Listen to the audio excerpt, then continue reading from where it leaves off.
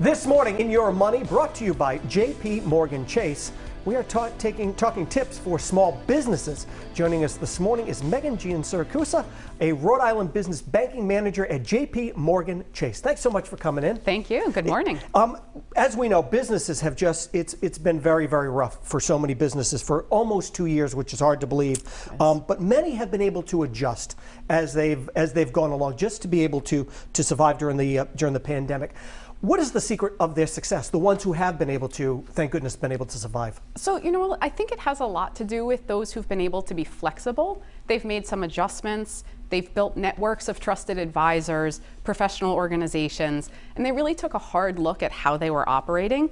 The time off gave people a chance that maybe they never had for things to slow down and really dig into their internal process to figure out whether or not business as usual was really in their best interest, and then use some flexibility and adaptability to try something new and see what might work for them in the future going forward. And kind of take a step back, as you said, and see what works and what didn't work, and readjust everything as they go along. Absolutely. There are also a lot of different loan options that we've heard about throughout this for businesses right now. How can entrepreneurs know which loan is right for them? Because there are so many, and there's new ones all the time, and there's a lot of paperwork too that I've heard so many businesses talking about. Absolutely true. They say the best time to get a loan is when you don't need one, right?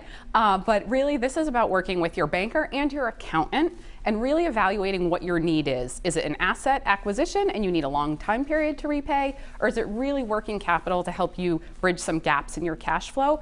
Really should be a collaborative effort. Best way to do it, find a banker you're comfortable with, work with them, and then work with your accountant so you're ready when the time comes. So if I am a small business person and I have my business, I can go in and see you folks, and you will walk us through the process and kind of hold our hands. Yep. Different options, explain what might work. Absolutely. Right. Okay. And now one of the other things too that we've heard about, and obviously this does happen, is there are a lot of online activities and a lot of fraud, a lot of spam, a lot of people trying to get their information. It's absolutely true. We spend a lot of time trying to protect our clients and prevent incidences from happening. There are all sorts of services, fraud protection services, that all banking institutions offer. I would really recommend that people look into them, take advantage of them. Sometimes you might have to adjust a process, but it's well worth the headache of avoiding a fraudulent situation.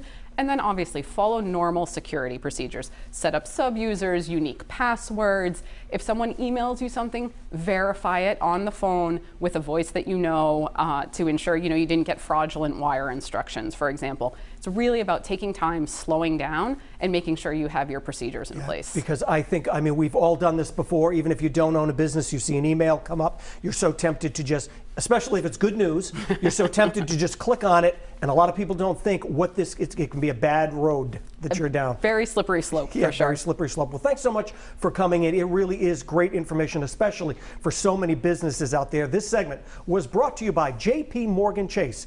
To find more information, you can visit our website. That is Rhodeshow.com.